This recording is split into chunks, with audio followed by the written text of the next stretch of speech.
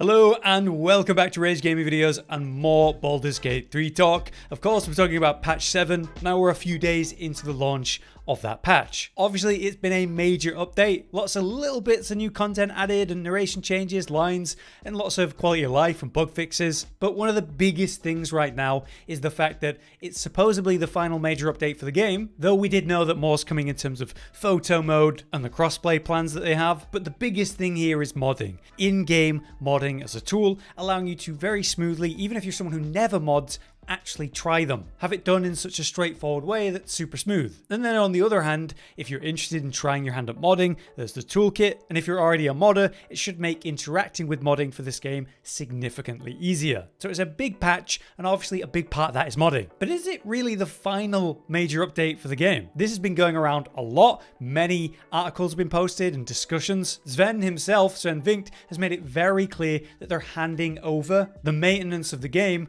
to a different team. Their own team, sure, but it basically means we're not having the same developers work on the game anymore. But what really is happening? As posted by PC Gamer on Twitter, patch 7 is the RPG's final major update, referencing some of the new features. And as you can see, it's got a community note. It is not the final update. A Larian dev has confirmed. Larian Studios posted this kind of response gift of like, you know, thinking, I guess. And then Cromwelp himself confirms directly by saying, "Good news, kids. It is not the final update for the game." Following up with, "We aren't going to talk about what's coming for the game because it puts undue pressure on the devs that are working on it, but there are things we've said that we're going to do that are still coming, and the chefs must cook." So this highlights or suggests, again, photo mode, crossplay, and maybe more. We would love to know the details of that, though. They're being very vague. Obviously, what we've been saying and what they've been telling us is that it's the last major update with kind of more new content. Even though, yes, photo mode's going to be cool, it's not more new content. It's not more real development. You're not more adding to the game. Crossplay is going to be amazing, but you're not adding more to the game. I found this pretty upvoted post on the Baldurs Gate 3 Reddit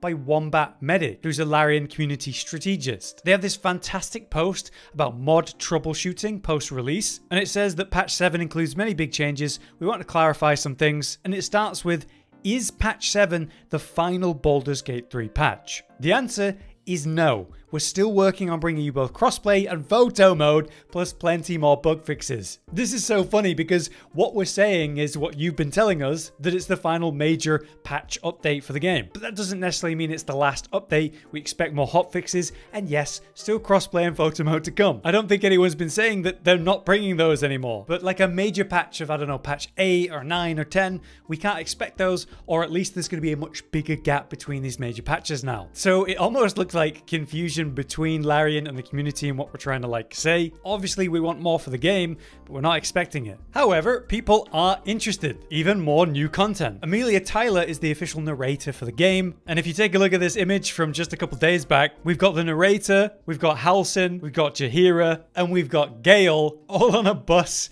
going to Comic-Con Island. Obviously, they'll be catching up and doing a lot of cool stuff, and we're just happy to see them together. But it was Amelia Tyler who responded to the whole "it's not the final update" thing with, "Yay, please give Jaheira proper romance options." Tracy Wiles, Jaheira, has been talking about wanting to do that very recently. So not only are we getting the info that they're gonna do more and they can't announce more about it, but the two key people to make something like that possible, Amelia Tyler, the narrator, and Tracy Wiles, Jaheira, they're clearly up for it. So there's vague hope for more stuff like that in the future. Now, in regards to patch 7 itself, it's been a massive success generally. Sven Vinkt commented on it, saying that the modding is pretty big. We've had more than 1 million mods installed in less than 24 hours, and those numbers are only going to get bigger, especially as the mods get updated and functional for the patch, and they make their own little hotfix patches to improve the modding in general too. Sven also said that it's been a pretty big and complicated update. They're glad they could finally get it out, stating that the mod downloads are apparently increasing exponentially, so lots of people are discovering a whole new world of modding for the first time,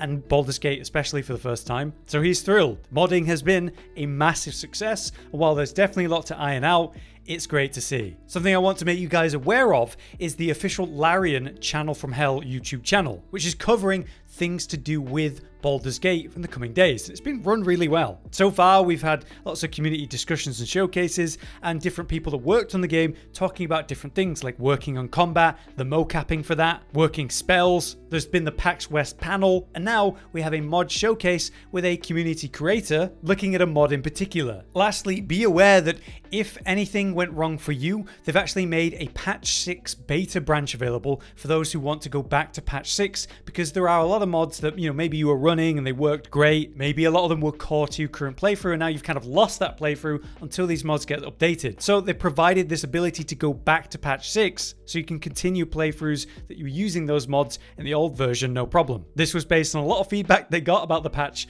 messing up a lot of stuff. They didn't have to do that, but damn, awesome of them to do. But what are the most popular mods downloaded after the first few days? What can we talk about to suggest to you guys? So let's jump into game and have a look at the mod manager, which, if you're unaware, again, you can click this button here to do the search filters. This brings up this little tab, and here, if you click on this, you can sort by all types of things, as well as the specific filtering like class by class and that kind of thing. We're still in the early days of the actual mod manager. Much is going to be added. There's a lot of criticism online for what's available right now, and funnily how popular, say, making the origin characters halflings and so on actually is. And in my opinion, the easiest way to find good ones is to sort by most downloaded, and from there you're able to just kind of go. However, I want to highlight like a bunch of mods and suggestions to put the idea, maybe what to think about and what would be interesting or good for you. So I'm going to talk about some straight improvement mods that I think are just like a no-brainer, quality of life that I think is great and put you on the right path for considering that, customization in general, of which there are a ton of mods of that nature,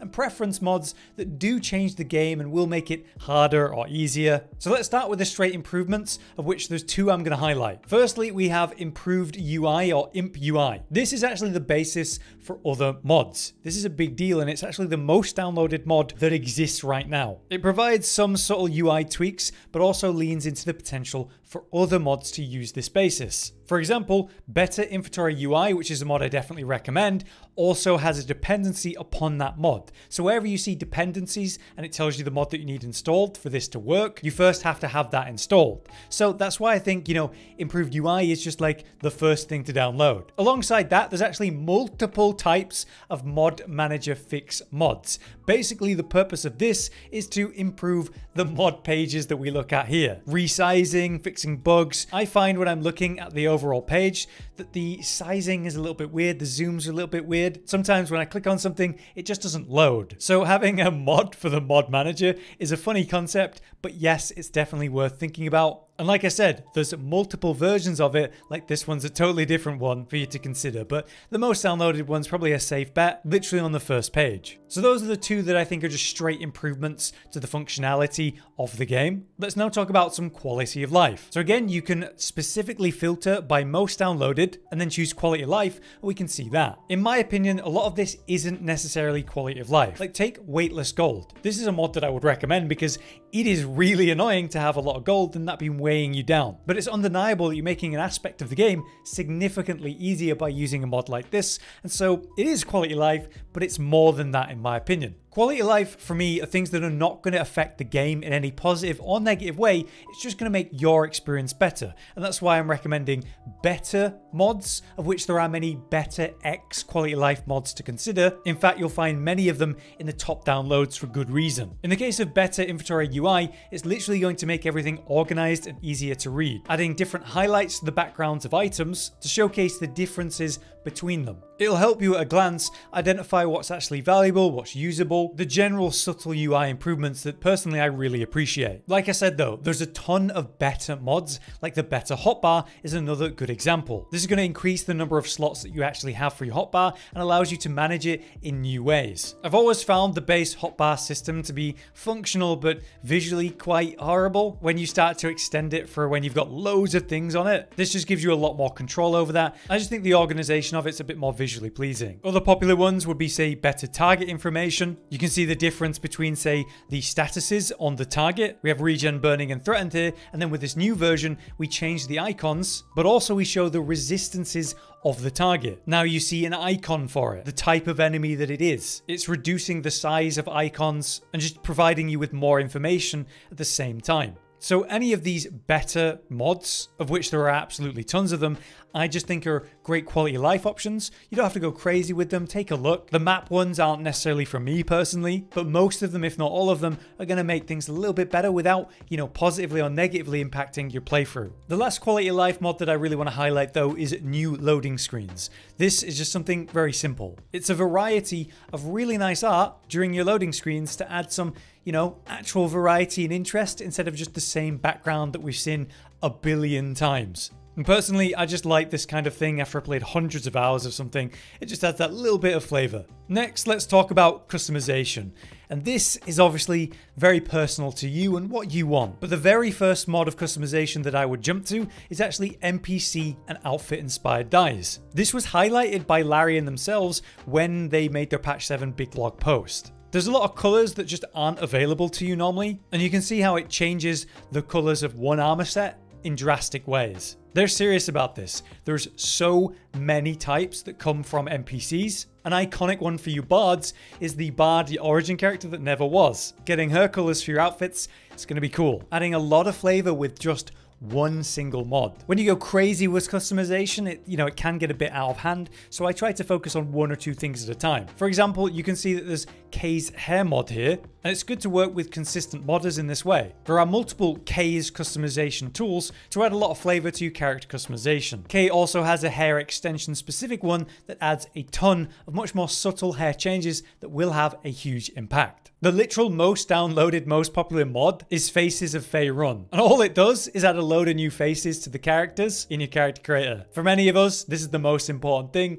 It's not a surprise to me that a successful mod like this has become the most popular on the new mod manager. You'll also see a ton of the Lemons AIO packs, which are basically just tons of different customization for eye makeup and tattoos. And there's a ton of these different packs based on what they've been creating over time. So if that appeals to you, they're probably a go-to option. Personally, I think stuff like this is my favorite kind of customization, the visible shields mod. Instead of the shield disappearing when you have it on your back and you're not in combat, it appears on your back. And that is just really nice. Some shields are going to be a bit overly big and invasive. Some of them are going to fit really well, but it's the kind of immersive mod that, I prefer. Not crazy customization, not in your face, but sort of like it could have always been there. Next, let's talk about preference mods that will absolutely change the game, just to highlight them. As I've mentioned before, Weightless Gold is wonderful, but will certainly affect your gameplay. On that note, I also recommend Weightless Consumables if the gold one does actually appeal to you. Again, we carry tons of these, and it's just nice to not have to manage them. On that note, one of the most popular mods right now is easily the adjustable party limit. It basically allows you to have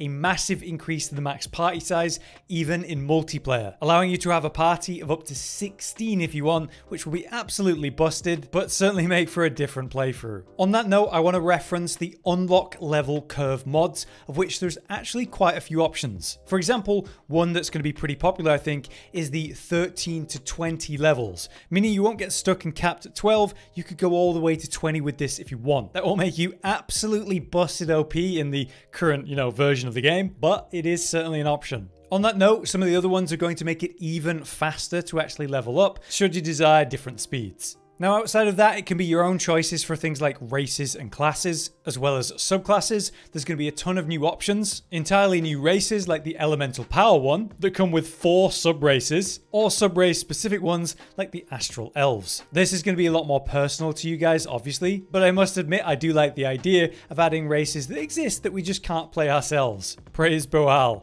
For classes though, unfortunately, it will take some time, it would seem. I would think that the most popular class to put in the game would be the Artificer, and yet in our current version of the mods, it isn't an immediate option. You do have new things like the Mystic class, but yeah, obviously they need a little bit more time with patch 7 to get these classes working. So overall, there's a ton of mods already working for patch 7, and they're pretty damn easy to sort through. Obviously, I recommend the most downloaded filter, but there's a lot more than that, and then down to the specific filters too. Finding diamonds in the rough is probably going to be a thing we're doing in the future, but right now, I think it's obvious what's popular and why, and so finding good mods is not too hard.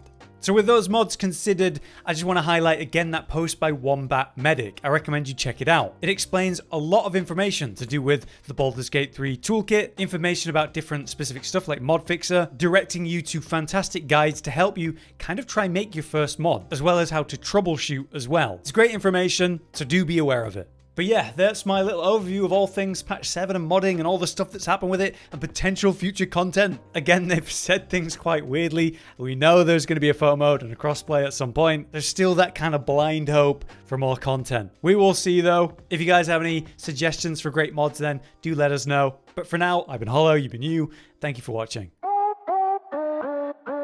Josh, Cotton, and Hollow with the videos, dropping the humor like a hammer on your tippy toes, bringing entertainment on a daily arrangement to take our insanity and turn it into entertainment. Yes, I said entertainment twice, to reiterate that it is nice to look into your faces on a mostly daily basis when you let us in your homes to make the whole world a stage. Goodbye.